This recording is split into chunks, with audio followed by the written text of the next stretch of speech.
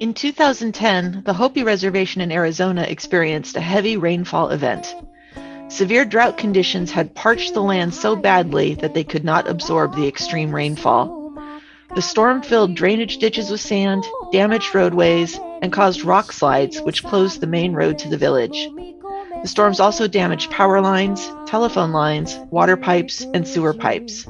Homes and grave sites were flooded and filled with trash.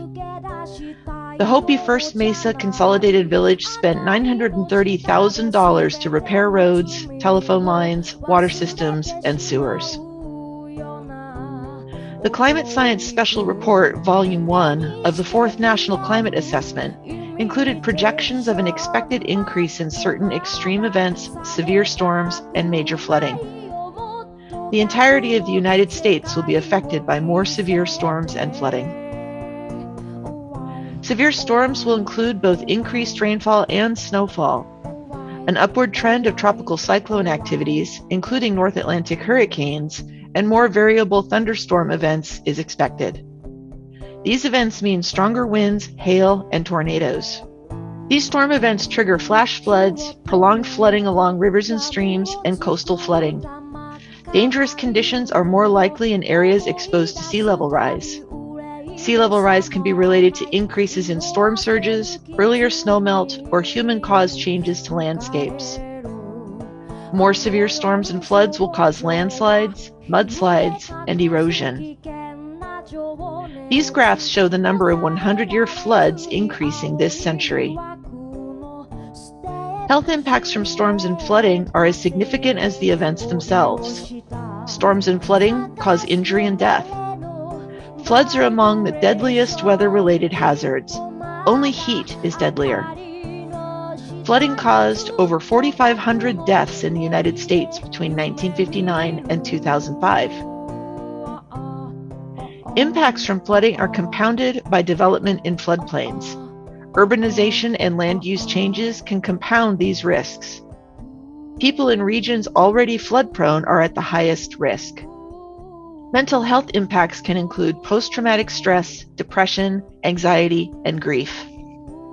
Damage to infrastructure can lead to an increased risk of chemical spills and gas leaks, higher incidence of illnesses, and limited access to health services.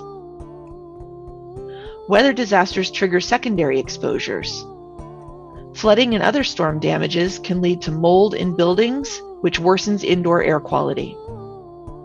Contaminated or damaged water supplies lead to health threats. Water supply can be interrupted or cut off, as can food supply. Compromised water treatment services or flooding can spread waterborne illnesses. Flooded or eroded roads lead to food insecurities and lack of access to medical facilities. Disease vector populations, like mosquitoes, increase after flooding, leading to potential outbreaks of West Nile, Zika, and dengue. Tribes can be impacted in other, less obvious ways as well.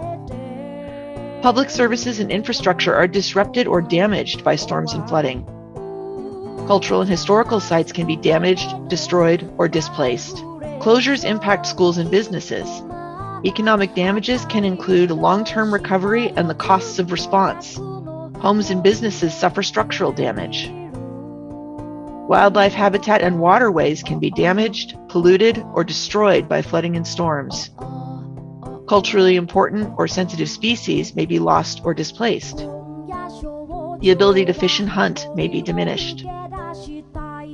Tribal and community members most vulnerable to storms and flooding include not just elders and children, but many other groups. Older homes or homes needing repairs may suffer the greatest damage. Individuals dependent on electricity or assistance for disabilities are likely to be impacted first. Community members with mental, behavioral, or cognitive disorders can also suffer greatly. Households and neighborhoods with high rates of poverty or urbanization and without green spaces are vulnerable.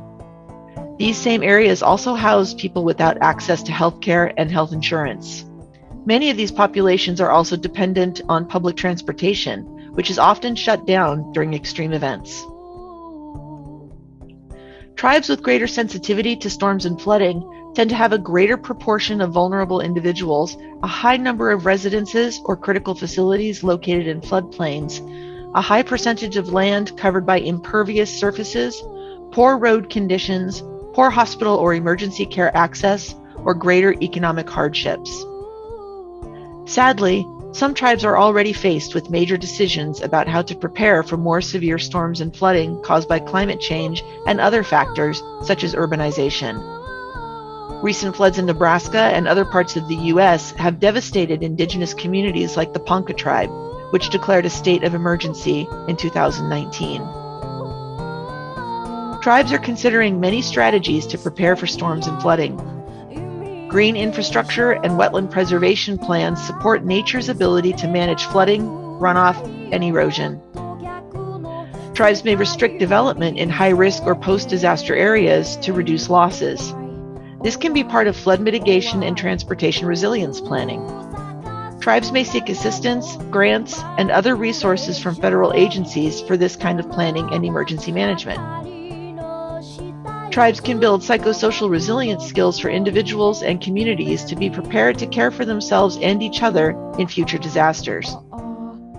Tribes can also build community-scale microgrids to avoid power outages for critical facilities. While the science is clear that storms and floods will be more severe, the precipitation projections are a more complicated story. The next video in this series discusses the other end of the precipitation spectrum, drought.